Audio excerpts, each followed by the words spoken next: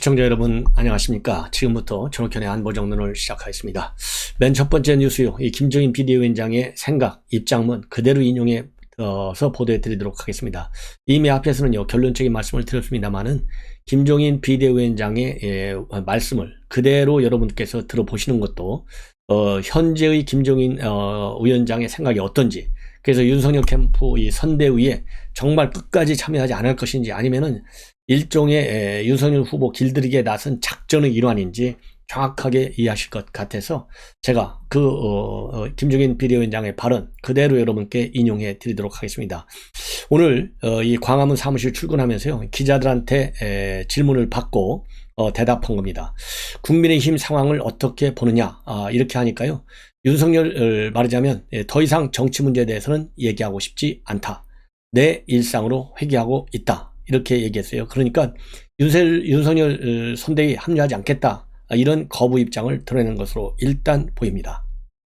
그런데 이 거부 입장이 지금 순간적인 상황적 거부이냐, 아니면은 진실된 끝까지 고하고 참여하지 않겠다는 의사의 표현이냐, 이거 이제 핵심인 거예요. 그러면서 또 그러면 윤석열 후보와 만나겠느냐 안 만나겠느냐 이렇게 얘기하니까요, 어제 다 얘기하지 않았느냐 이러면서 즉답을 피했어요. 그리고 전화통화할 것이냐 이렇게 물으니까는 더 이상 얘기할 필요가 없다고 생각한다. 전화는 그러니까 통화하지 않아. 근데 만날 거냐 안 만날 거냐는 어제 다 얘기했잖아, 이렇게 얘기를 하는 거예요. 어제 뭐 안 만나겠다는 얘기는 안 했어요. 예. 그 다음에 선대위에 합류하지 않는 거로 봐도 되느냐 이렇게 또 질문하니까요, 내가 어떤 상황에서 대선을 바라고 있다는 것에 대해서는 여러 차례 얘기했다. 그걸 잘 음미하시면 내가 왜 이런 결심을 했는지를 파악할 수 있을 것이다. 그러면서요 선거에 대해서 나한테 구차하게 묻지를 말아달라. 이 내용을 보면 우선 참여하지 않는다는 얘기는 단 한마디도 안 나와요. 예. 내가 상황을 어떻게 보고 있다. 상황 어떻게 보고 있어요. 지금 들떠갖고 이 여론조사 높게 나오는 여론조사 지지율에 들뜨면 실패한다는 거고, 구태의연한 인물들 갖다 놓으면 국민들이 실망한다는 거고, 이재명 선대위 보지 않았느냐, 이런 선대위 갖고는 안 된다. 그래서 김병준과 그 다음에 김한길의 합류에 대해서는 여전히 반대가 강하다. 예. 그래서 왜 이런 결심, 즉 내가 지금 바로 선대위 참여를 안 한다라고 한 결심은 왜 그랬는지 알 것 아니냐. 그러니까 내가 말한 조건, 즉 구태의연한 인물 김병준, 김한길, 이 구태의연한 인물은 제가 얘기한 게 아니라 김병준 위원장의 말이 그렇다는 얘기예요. 예. 이 두 사람이 들어오면 안 된다는 얘기를 또 한 번 확실하게 하고 있는 것이고요. 지금 언론에 이미 나와 있는 대로 장제원 이거 비서실장 시키는 거 이거 받을 수 없다, 이걸로 압축이 돼요. 이 두 가지가 전제 조건이에요. 이 두 가지 전제 조건이 되면 그럼 내가 돌아갈게, 이 얘기예요. 그래서 제가 보기에 지금 이 김종인 위원장의 얘기는 내가 절대 안 간다는 아니고, 현재와 같은 나의 제시한 조건을 받아주지 않으면 너 선거에서 실패해. 그러니까 네가 판단해.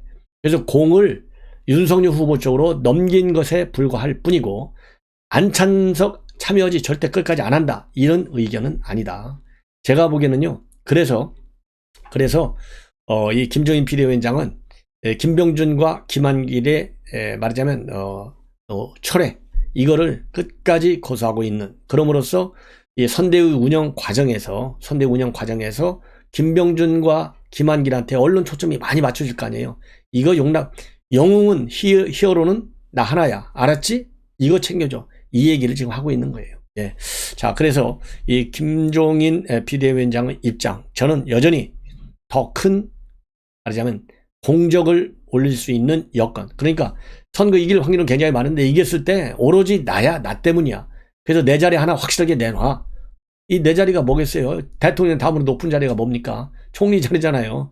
이거야 뭐 누구든지 쉽게 예상할 수 있는 거가 아니겠어요? 아무리 나는 정부직 원하지 않아, 지금 내 나이가 몇 살인데, 이렇게 또 얘기하겠죠. 그러나 지금 대통령이 됐을 때 제일 높은 자리가 총리고, 그 다음에 이제 상징적 명예스러운 자리 중에 하나가 뭡니까? 윤석열 후보가 뭘 생각할지는 모르겠지만은, 평통 수석 부의장 같은 거 한번 모양새 좋게 가는 거 아니겠어요? 예, 제가 그래서 그런데 이제 김종인 비대위원장의 경우에는 경제 전문가니까, 더군다나 코로나 이후에 포스트 코로나 시대에 대비해서 이 경제적인 양극화 문제 이런 걸 굉장히 중시한다는 거 아니에요?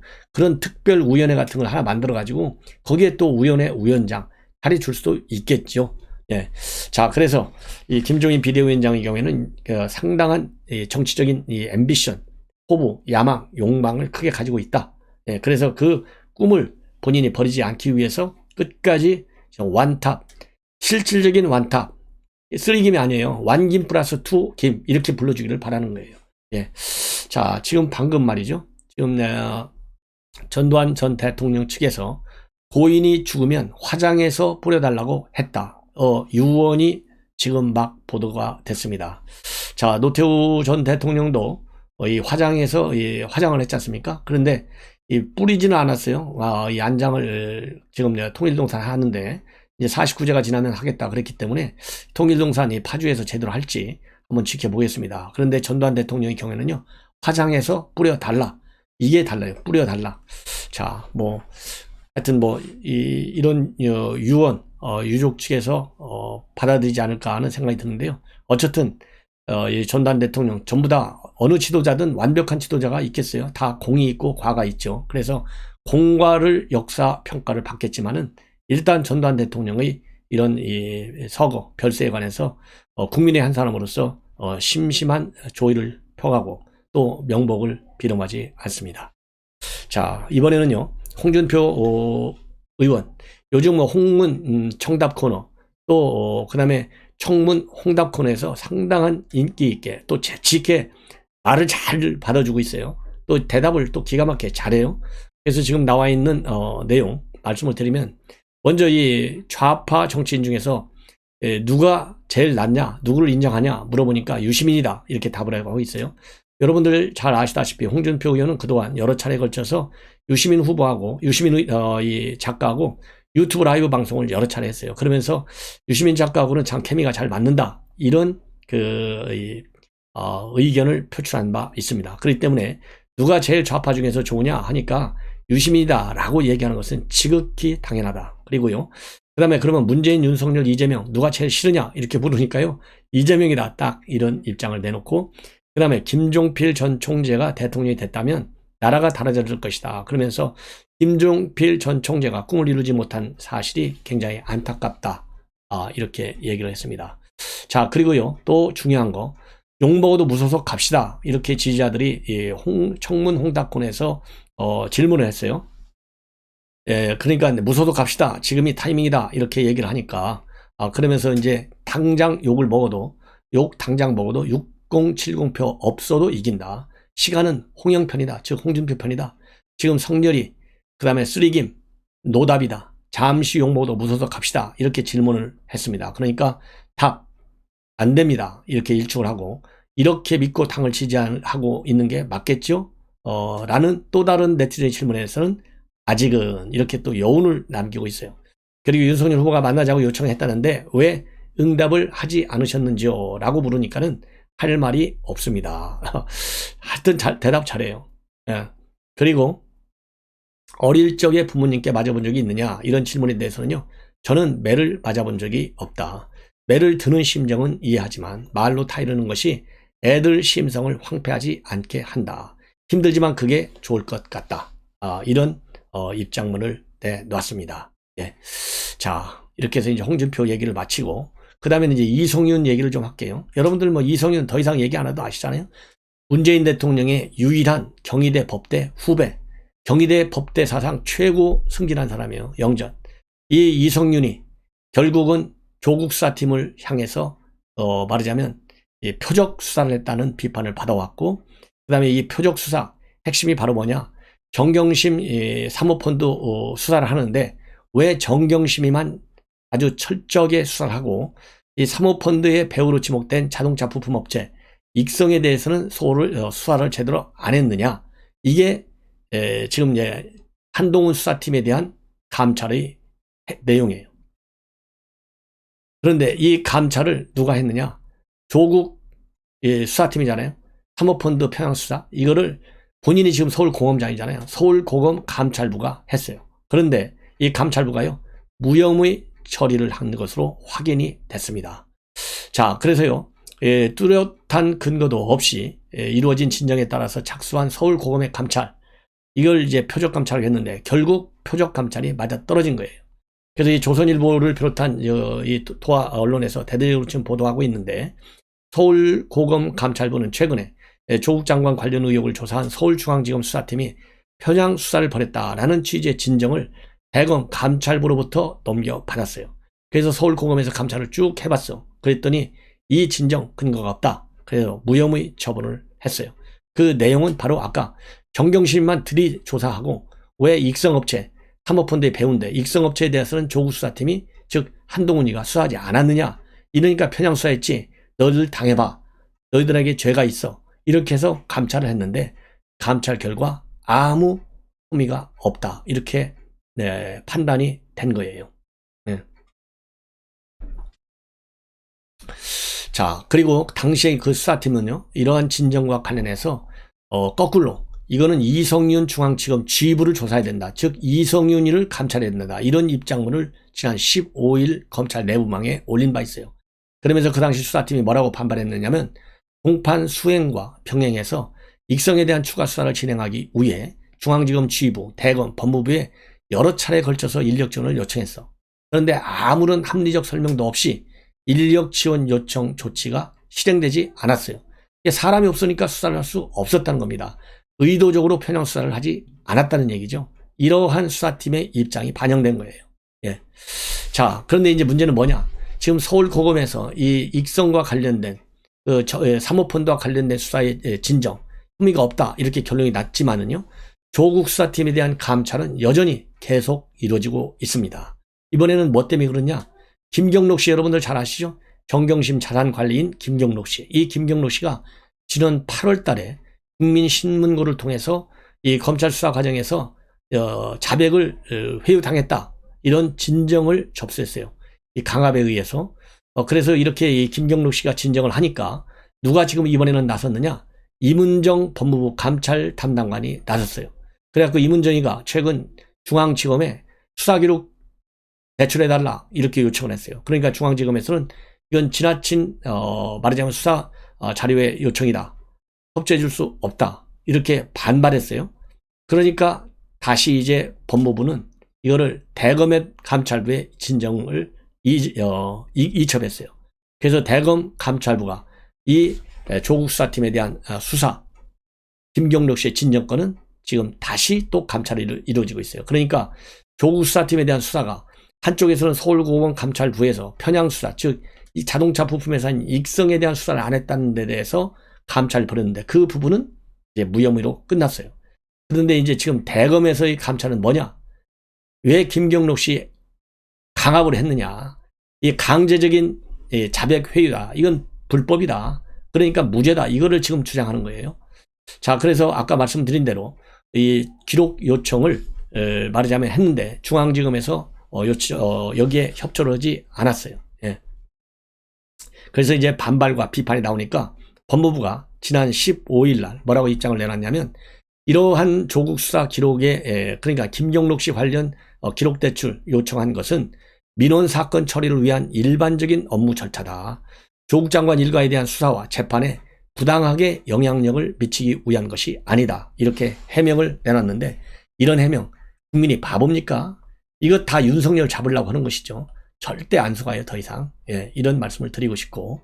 자, 그 다음에는요, 이 강성범, 여러분들 뭐 친 이재명 활동을 노골적으로 하는 이 개그맨 강성범 또 나왔어요. 자, 이런 사람들 방송을 제가 안 해드려야 되는데, 이거 엉터리 주장으로 이재명을 끼고 들고 윤석열 후보를 비판하니까 이거를 제가 다시 한번 비판해야 되잖아요. 그래서 부득이하게 여러분께 보도를 해드려야죠. 개그맨 물론 비판할 수 있어요. 그런데 합리적이고 논리적이고 객관적이고 공정한 비판을 하라, 이겁니다. 편향된 감정. 지금 서울고검도 편향된 감정을 가지고 감찰하니까 무혐의가 나오잖아요. 그런 연장선상에서 제가 강성범이라는 사람을 비판하는 거예요. 예. 그래서 강성범 프로그램 안 보는 이 불매운동 벌이듯이요, 시청 거부운동을 좀 벌여야 될 것 같다라는 생각이 들어요. 왜냐하면 최근에 윤석열 후보가 이 종부세 지금 폭탄 심각하잖아요. 그래서 윤석열 후보가 최근에 종부세 폭탄, 건강보험료 폭탄, 이런 얘기를 하면서 현 정부의 정책을 맹 비판한 바 있어요. 지난 14일에는 종부세, 19일에는 건보료, 이런 이 비판문을 내놨어요. 딱 그러니까 여기에 대해서 윤석열 후보가 군대 갔다 오지 않아서 폭탄이 뭐인지도 모르고 폭탄이라고 정부를 비판하고 있다. 이거를 비판하고 있는 거예요. 아니, 군대 불법을 안 갔다 왔다. 그러면 군대 안 갔다 온 거를 이유로 해서 비판하는 거 옳을 수 있어요. 근데 합법적으로 군대를 갈 수 없어서 가고 싶어도 안 간 거를 군대 안 갔다고 그래서 폭탄이 뭔지를 모르고 이런 얘기를 쓴다? 이게 1차원적, 단순 세포적 비판 아니겠어요? 우리 국민 수준은 지금 3차원, 4차원, 5차원의 세계에 살고 있어요. 자, 이런 사람이 개그 하려면 머리가 좋아야 되잖아요. 이런 수준의 이런 인식의 틀을 가지고 개그 하는데 이게 인기를 끌고 있다고 그러니 참, 여러분들 우리 다시 한번 이 개그맨 강성범 씨를 냉철하게 판단해서 강성범에게 정말 한폭탄을 날리는 게 좋은지 안 좋은지 우리가 생각해 봐야 되겠다. 자, 뭐라고 얘기했냐면요. 폭탄이 아닌 거 뻔히 알면서 폭탄이란 단어를 썼는가? 그래야 극적 효과가 있으니까 이해한다. 군부대 시찰 가셔서 폭탄 터지는 거 구경 한번 하고 와라. 그 폭탄이 폭탄주의, 폭탄 정도로 생각하는 것 같다. 그러면서요. 폭탄은 갑자기 터져보는 것이고 이것은 미리 예고했고 안 맞을 방법이 있다. 여기서 정부가 말을 바꾸면 무리해서 집 사서 돈 벌고 팔라는 거 안 팔고 버텨서 돈 번 사람들한테 연속적으로 이익한다. 그런데 집 판 사람들이 세금 덜 낸다고 좋아하겠나? 내 것 뺏긴다고 뚜껑 열렸다. 이익 본 사람들도 내 것 뺏긴다고 뚜껑 열렸다. 그 틈을 윤 후보 측이 노린 것이다. 그러면서 대립각을 세우는 거예요. 자, 그래서 그러면서도요. 이번 부동산 정책 정부에 이거는 실책이 많았다. 또 이거는 인정하고 있고 그리고 정권 재창출해서 다음 정부가 이 정부를 개성한다면 이 부동산 폭등에 대한 원죄 의식이 상당할 것이다. 기를 쓰고 부동산 잡으려고 머리카락을 세울 것이다. 근데 정권이 넘어가 버리면 어떻게 될까? 집값을 내리겠다는 절실함이 있을까? 부동산에 대한 미안함이 있겠나? 이런 비판을 하고 있습니다. 그러면서 윤석열 후보에 대해서는요. 자기 집, 자기 땅, 자기 회사 대박 내는 게 정치하는 목적인 사람들한테 둘러싸였다. 정작 본인은 청약 통장이 뭔지도 모르는 사람한테 이 나라를 맡기겠는가? 이렇게 비판하고 있어요. 참고적으로요. 이 종부세에 관해서 윤석열 후보는 지난 14일 날 뭐라고 얘기했느냐? 종부세는 납세 대상자의 수가 아무리 적다고 하더라도 문제가 많은 세금이다. 내년 이맘때는 국민 여러분께서 더 이상 종부세 폭탄을 맞을까봐 걱정 안 해도 되게 하겠다. 그리고 지난 19일 날 건보료와 관련해서는요. 지금 건강보험료가 11월 달 건강보험료 평균 6,754원 인상된다. 이러면서요. 왜 가만히 있던 국민이 세금 폭탄과 건보료 폭탄을 맞아야 하는가. 각종 세금 폭탄에다가 건보료 폭탄까지 올해가 마지막이 되어야 한다. 그러면서 강하게 정권 교체의 필요성을 역설한 바 있습니다. 예. 자, 그리고요. 앞으로 강남 1주택자의 경우에 5년간 보유세만 2억 원을 넘게 낼 수 있다. 그래서 재산세, 종부세까지 합치면 1주택자의 경우에도 세 부담이 급증된다는 보도가 나오고 있습니다. 그래서 올해 종부세 대상과 세액이 급증하면서 1주택 중산층까지 패닉에 빠져 있고 이번 정부 들어서 집값과 공시가격이 급등하면서 자신과 상관없다고 생각했던 부자 세금을 무례하는 사람이 크게 늘고 있다. 그래서 정부와 여당이 말이죠. 1주택자는 종부세 부담이 크지 않다. 이렇게 강조하고 있지만은 서울의 경우에 재산세를 포함한 보유세 납부액이 최근 4년 사이에 2, 3배 급증한 1주택자가 속출하고 있다라는 보도가 지금 조선일보 보도를 통해서 나오고 있습니다. 예. 자, 그러면서요. 결과는 쪽으로 보면 이렇게 세금이 늘어날 수밖에 없는 것은 우선 집값 자체가 큰 폭으로 올랐고 그 다음에 정부가 공시가격을 현실화시키는 이 정책을 고수하기 때문에 세제를 건드리지 않더라도 과세 기준인 공시가격이 계속 오를 수밖에 없기 때문에 세 부담이 늘어날 수밖에 없다. 이렇게 지금 분석이 됩니다. 그래서 이 한국부동산원 집계로 금년 들어서요. 10월까지 서울 아파트 값은 7.12% 정도 올랐어요. 작년 같은 기간 상승률 2.6%에 3배에 육박합니다. 정부가 시세 변동을 충실히 반영해서 공시가격을 매긴다면 내년 서울 공동주택 공시가격 상승률은 올해보다 더 확대될 것으로 보입니다. 정부는 또 공시가격 현실화 로드맵에 따라서 공시가격의 시세 반영률을 2025년도까지 매년 2, 3%포인트씩 올린다고 밝혔고 종부세 과세 표준을 정할 때 공시가격에 곱하는 공정시장 가액 비율도 올해 95%에서 내년 초에는요, 내년엔 100%로 올라가요. 집값이 하나도 안 올라도 세금이 그러니까 더 늘어날 수밖에 없는 구조로 되어 있습니다. 자, 그래서 이러한 문제와 관련해서요, 이 전문가들은 보유세는 미실현 이익에 대한 과세인데다가 집값이 내린다고 돌려받을 수 있는 돈도 아니다. 그래서 1주택자에게도 과도한 보유세 부담을 지우는 것은 징세권 남용이고 이거는 우연 소송이 될 수 있다. 이런 의견을 내놓고 있습니다. 그래서요, 지금 이 종부세와 관련된 우연 집단 소송이 지금 추진되고 있다는 점 여러분들께서도 참고하시고, 이런 집단 소송에 적극적으로 참여하는 방법도요, 이 종부세, 과도한 종부세 부담, 이거를 줄이는 방법 중에 하나가 아닌가 하는 생각이 듭니다. 시청자 여러분, 이것으로 제 방송을 마치겠습니다. 대단히 고맙습니다.